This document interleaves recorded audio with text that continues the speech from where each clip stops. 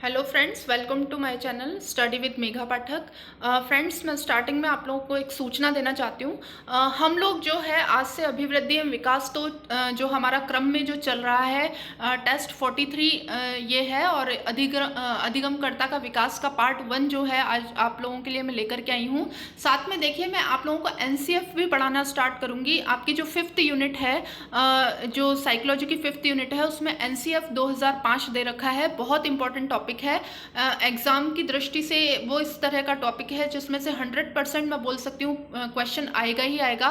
क्योंकि देखिए, एनसीएफ 2005 या फिर जो 2009 वाला जो हमारा दे रखा है, शिक्षा का अधिकार 2009, वो भी जो है ऐसे टॉपिक्स हैं जो 100% आते ही हैं। मापन एवं मूल्यांकन टॉपिक जो है वो मैं आपको हिंदी शिक्षण के अंतर्गत पढ़ा चुकी हूँ। आप जाकर के वहाँ से देखें, मैं उसको अलग से नहीं पढ़ाऊंगी डिटेल में। मतलब मैं यहाँ पर साइकोलॉजी में डिटेल में अलग से नहीं पढ़ाऊंगी। इसके साथ ही जो है उसके जो हिंदी शिक्षण से संबंधित जो ऑब्जेक्टिव क्वेश्चंस हैं वो भी आप लगातार पढ़ें, क्योंकि मापन एवं मूल्यांकन से संबंधित जितने भी प्रश्न मैं वहीं पर अपलोड करूंगी। साइकोलॉजी में मैं अलग से उन क्वेश्चंस को नहीं दूंगी। मापन एवं मूल्यांकन एक कॉमन टॉपिक है जो कि सारे पोर्शंस में, यानी कि चारों भाग जो है हमारे 4 या 5 भाग, उन चारों 5 भागों में जो है मापन एवं मूल्यांकन टॉपिक दे रखा है। तो हम उसे सिर्फ एक जगह, यानी कि हिंदी में जो है हिंदी की शिक्षण विधियों के अंतर्गत पढ़ लेंगे, और ऑब्जेक्टिव क्वेश्चंस जो है हिंदी की शिक्षण विधियों के ऑब्जेक्टिव क्वेश्चन, वहीं पर मैं आपको जो है मापन एवं मूल्यांकन से संबंधित सारे जितने भी क्वेश्चंस बन सकते हैं वो सारे अपलोड कर दूंगी। 2 तो मैं अपलोड कर भी चुकी हूँ, आप जा करके देखें। और इसके अलावा जो है यहाँ पर जब हम एनसीएफ पढ़ेंगे तो वो डिटेल स्टडी रहेगी। एनसीएफ के जो डिटेल स्टडी है उसको तो मैं टाइटल के रूप में पार्ट 1 पार्ट 2 करके डाल दूंगी साइकोलॉजी में। लेकिन जब इसके ऑब्जेक्टिव क्वेश्चंस डाले जाएंगे तो वो जो है हम सीरीज के रूप में नहीं डालेंगे, यानी कि जैसे टेस्ट 43 है, इसके बाद 44 पे मैं वो नहीं डालूंगी टेस्ट। मैं उसको अलग से ही, जैसे मापन एवं मूल्यांकन ऑब्जेक्टिव क्वेश्चन पार्ट 1, मापन एवं मूल्यांकन मापन एवं मूल्यांकन नहीं, NCF 2005 objective question part 1, NCF 2005 objective question part 2, इस तरीके से डालूंगी। हमारी जो सीरीज है 43, जैसे 43 है तो इसके बाद 44 जो टेस्ट होगा वो अधिगमकर्ता के विकास का पार्ट 2 ही आएगा। हम बीच में जो है सीरीज नहीं तोड़ेंगे। ये जो सीरीज है जिसमें आप लोग 43 टेस्ट दे चुके हैं, अभी 43 टेस्ट चल रहा है, इसके बाद जो भी टेस्ट रहेंगे वो सारे हमारे जो कॉमन जो बेसिक हमारा जो सिलेबस है साइकोलॉजी का, उससे संबंधित ही टेस्ट आएंगे। तो देखिए, स्टार्ट करते हैं। आज अधिगमकर्ता का विकास मैं आप लोगों के लेकर के आई हूँ। इससे पहले बुद्धि के क्वेश्चन हम लोग पढ़ चुके हैं। काफी सारा सिलेबस हम लोग यहाँ पर कवर कर चुके हैं। देखिए, अधिगमकर्ता का विकास काफी लंबा टॉपिक है, काफी सारे पार्ट्स इसके बनेंगे। लगातार मेरे साथ जुड़े रहें। जो फ्रेंड्स अभी नए जुड़े हो प्लीज एक बार चैनल को सब्सक्राइब कर लें, साथ में बेल आइकन को प्रेस कर दें। देखिए, क्वेश्चन नंबर 1 है, अभिवृद्धि की विशेषता नहीं है। तो देखिए, अभिवृद्धि की जो विशेषता है वो क्या नहीं है। देखिए, शारीरिक परिवर्तन, सीमित व संकुचित, मूर्त या अमापनीय। तो देखिए, अभिवृद्धि जो होती है उसमें शारीरिक परिवर्तन देखा जाता है, मूर्त रूप में होती है, हमें जो परिवर्तन है वो साक्षात दिखाई देता है। सीमित होती है क्योंकि एक वक्त तक ही जो है वृद्धि, यानी कि जैसे लंबाई है वो एक वक्त तक ही बढ़ेगी, एक उम्र तक ही बढ़ेगी। संकुचित होती है क्योंकि जो है कुछ फैक्टर्स जैसे कि शारीरिक परिवर्तन जो है वही उसके अंतर्गत आते हैं। तो इसलिए जो अभिवृद्धि है उसमें ये तीनों ही विशेषताएं आती हैं। लेकिन जो अमापनीय विशेषता है, यानी कि जो अभिवृद्धि होती है वो अमापनीय न होकर के मापनीय होती है। देखिए, हम मोटाई को, यानी किसी का भार है वो माप सकते हैं, किसी की लंबाई है वो माप सकते हैं। तो इस तरीके से जो है जो अभिवृद्धि होती है वो मापनीय होती है, न कि अमापनीय। तो आंसर जो हो जाएगा वो हो जाएगा डी, अमापनीय। क्वेश्चन 2 है, शारीरिक अभिवृद्धि किस मन से प्रभावित होती है। तो देखिए, जो शारीरिक अभिवृद्धि होती है वो अचेतन मन से प्रभावित होती है, क्योंकि अचेतन मन पर हमारा कोई कंट्रोल नहीं होता। इसी तरीके से हमारी जो अभिवृद्धि होती है उस पर हमारा कंट्रोल नहीं होता। लंबाई बढ़नी है तो वो बढ़ेगी ही, उसे रोका नहीं जा सकता। अगर वजन बढ़ना है तो देखिए कुछ हद तक कंट्रोल किया जा सकता है, लेकिन ऐसा नहीं है कि हम एक छोटे बच्चे के बराबर का वजन ही अपना हमेशा मेंटेन करके रख सकते हैं, ऐसी पॉसिबिलिटीज नहीं है। तो देखिए, ये जो है अचेतन मन से प्रभावित होती है, तो जो आंसर हो जाएगा वो हो जाएगा ए, अचेतन मन। क्वेश्चन नंबर 3 है, अभिवृद्धि किस तरह का पक्ष है। तो देखिए, जो अभिवृद्धि है वो एक वैज्ञानिक पक्ष है, क्योंकि ये पूर्ण रूप से जो है मापन से संबंधित होती है, इसे मापा जा सकता है, परिमाणात्मक होती है अभिवृद्धि, एक मात्रा के रूप में चलती है, तो जो आंसर हो जाएगा वो हो जाएगा ए, वैज्ञानिक। क्वेश्चन नंबर 4 है, कौन सी प्रक्रिया आजीवन चलने वाली प्रक्रिया है?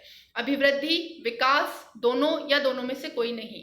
तो देखिए आजीवन चलने वाली, देखिए जो लोग टेस्ट दे रहे हैं वो लोग मेरा आंसर बताने के पहले आंसर गेस कर लें और साथ में कमेंट बॉक्स में कमेंट किया करें कि उनके कितने क्वेश्चंस जो हैं वो मेरा आंसर बताने के पहले सही हुए हैं। तो देखिए जो प्रक्रिया है वो चलने वाली, जो विकास जो है वो एक आजीवन चलने वाली प्रक्रिया है, क्योंकि अभिवृद्धि तो मैंने आपको बताया था कि एक उम्र तक ही चलती है, एक उम्र के बाद नहीं चलती है। तो देखिए विकास जो है वो आजीवन चलने वाली प्रक्रिया है, तो आंसर बी हो जाएगा। क्वेश्चन नंबर 5 है, किसके आधार पर सार्थक भविष्यवाणी करना संभव है?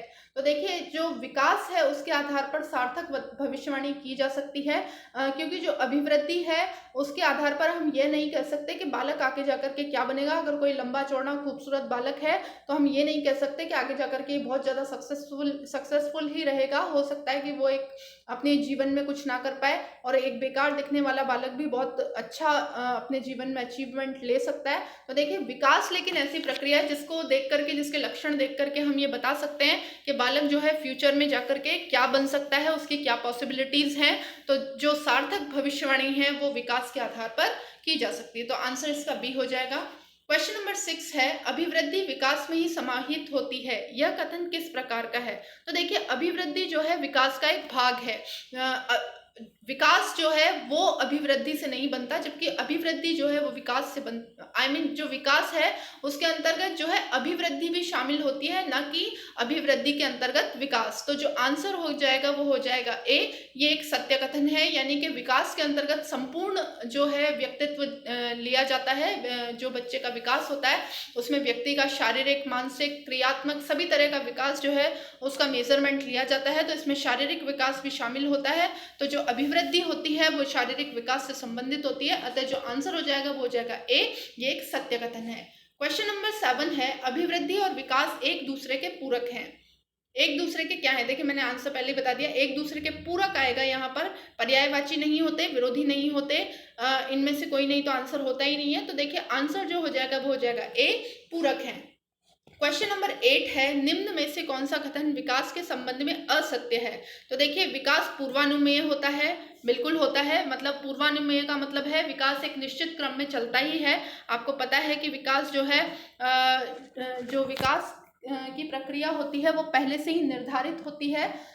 बालक का जो होता है विकास पहले मतलब शारीरिक विकास होगा, उसके बाद जो है उसका संवेगात्मक विकास, इस तरीके से एक क्रम होता है। तो इसका जो पहला वाक्य है वो सही है। सेकंड वाला देखते हैं, विकास सदैव रेखीय होता है। देखिए ये गलत है, क्योंकि रेखीय नहीं होता, यानी कि विकास सदैव निश्चित रूप से नहीं चलता, विकास में उतार चढ़ाव आते हैं। विकास कभी सही, कभी कभी होता है विकास बहुत अच्छा चल रहा होता है किसी बालक का, और कभी होता है विकास में रुकावट आ जाती है, फिर वापस चलने लगता है। तो देखिए एक रेखीय क्रम में नहीं होता, जबकि विकास जो होता है वो उतार चढ़ाव युक्त होता है। तो यही जो है हमारा आंसर हो जाएगा, क्योंकि जो असत्य कथन ये पूछ रहा है वो यही है। विकास वर्तुलाकार गति प्रदर्शित करता है, बिल्कुल प्रदर्शित करता है। विकास जो होता है अंदर से बाहर की ओर होता है, आपको पता है। विकास आजीवन प्रक्रिया है, ये तो मैंने ऑलरेडी बता ही दिया है कि विकास जो है जीवन पर्यंत चलने वाली प्रक्रिया है। तो जो इसमें आंसर हो जाएगा वो हो जाएगा बी, विकास सदैव रेखीय होता है, ये एक असत्य कथन है। क्वेश्चन नंबर 9 है, विकास का क्रम होता है विशिष्ट से सामान्य की ओर, सामान्य से विशिष्ट की ओर, पैर से सिर की ओर, या इनमें से कोई नहीं। तो देखिए इसमें जो आंसर है वो है बी, सामान्य से विशिष्ट की ओर। जो विकास होता है वो पहले सामान्य रूप से होता है, यानी कि सभी व्यक्ति जो है सामान्य रूप से विकसित होते हैं, उसके बाद जो विशिष्ट गुण हैं उनमें उसके बाद डेवलप होने शुरू होते हैं। तो जो विकास का क्रम है वो सामान्य से विशिष्ट की ओर होता है, तो आंसर बी हो जाएगा। क्वेश्चन नंबर 10 है, विकास प्रभावित होता है वातावरण, वंशानुक्रम, दोनों या दोनों में से कोई नहीं। तो देखिए जो विकास है वो वातावरण और वंशानुक्रम इन दोनों से ही प्रभावित होता है, तो जो आंसर हो जाएगा वो हो जाएगा सी, दोनों। क्वेश्चन नंबर 11 है, विकास की प्रकृति कैसी होती है? परिमाणात्मक, गुणात्मक, दोनों या दोनों में से कोई नहीं। तो देखिए विकास की जो प्रकृति होती है वो परिमाणात्मक भी होती है, क्योंकि आपको पता है कि उसके अंदर अभिवृद्धि समाहित होती है, तो परिमाणात्मक भी होती है। गुणात्मक इसलिए होती है क्योंकि जो विकास है उसमें बालक के जो है व्यक्तिगत गुण भी शामिल होते हैं, तो आंसर जो हो जाएगा वो हो जाएगा सी, दोनों। क्वेश्चन नंबर 12 है, विकास की गति व दिशा सभी जीवों में अलग अलग पाए जाने के कारण हैं। देखिए, विकास की जो गति और दिशा जो होती है सभी जीवों में अलग अलग क्यों पाई जाती है? गुणात्मक प्रकृति के कारण, व्यक्तिगत विभिन्नता के कारण, सामान्य से विशिष्ट की ओर क्रम के कारण, या उपयुक्त सभी। तो देखिए, विकास की जो गति है अलग अलग लोगों में अलग अलग इसलिए पाई जाती है क्योंकि उनमें वैयक्तिक विभिन्नता का जो है गुण पाया जाता है। तो जो आंसर हो जाएगा वो हो जाएगा बी, व्यक्तिगत विभिन्नता। क्वेश्चन नंबर 13 है, निम्न में से विकास की विशेषता है। ए, सिर से पैर की ओर क्रम होता है विकास का। मस्तकोद्धिमुखी होता है, सॉरी इसको मुझे थोड़ा प्रोनाउंस करना नहीं आया है, मस्तकोद्धिमुखी होता है यानी कि ऊपर से नीचे की तरफ चलता है।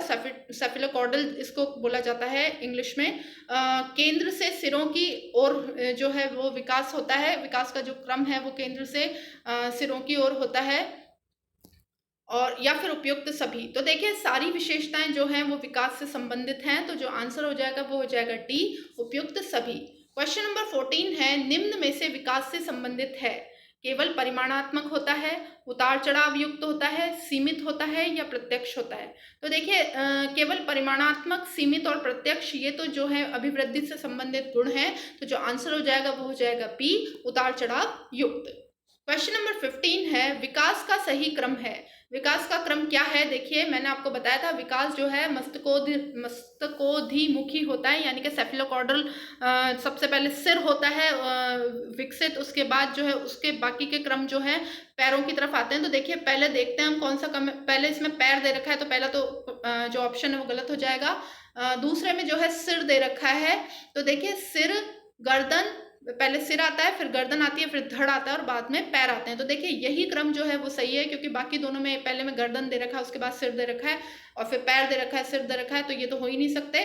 तो जो आंसर हो जाएगा वो हो जाएगा बी, सिर से गर्दन की ओर जो है वो क्रम होता है विकास का। तो जो आंसर हो जाएगा सिर, गर्दन, धड़ और पैर। तो देखिए, इसी के साथ जो है आज हमने स्टार्टिंग कर दी है अधिगमकर्ता का विकास, जो है जो आपकी फर्स्ट यूनिट का टॉपिक है। एक्चुअली मैं टॉपिक वाइज नहीं पढ़ा करके उस तरह से पढ़ा रही हूँ जिस तरीके से जो क्वेश्चन जहाँ से प्रायोरिटी ज़्यादा रहती है आने की, उस तरीके से मैंने आप लोगों को पढ़ाया है। ऐसा नहीं है कि मैंने यूनिट उठाई है, मैंने एक्चुअली ये देखा है कि किस टॉपिक में से कितने क्वेश्चंस ज़्यादा कवर होते हैं। तो देखिए, पहले मैंने उन टॉपिक्स को खत्म किया है। बुद्धि जो है बहुत ही इंपॉर्टेंट टॉपिक था, विकास अभिवृद्धि विकास से ज़्यादा वेटेज रखता है, इसलिए वो मैंने इससे पहले पढ़ा दिया है।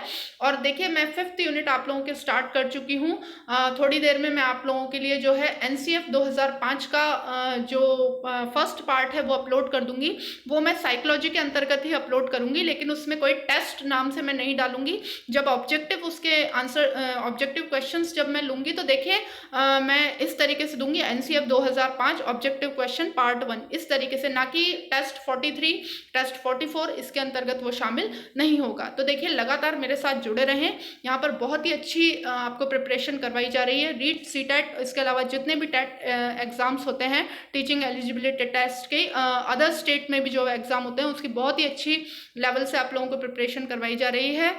मेरे साथ लगातार जुड़े रहें। वीडियो अगर पसंद आया तो इसे लाइक करें, दोस्तों के साथ शेयर करें, और जो नए फ्रेंड्स जुड़े हैं वो प्लीज़ चैनल को सब्सक्राइब करके बेल आइकन को प्रेस कर दें। मिलते हैं नेक्स्ट वीडियो में। धन्यवाद।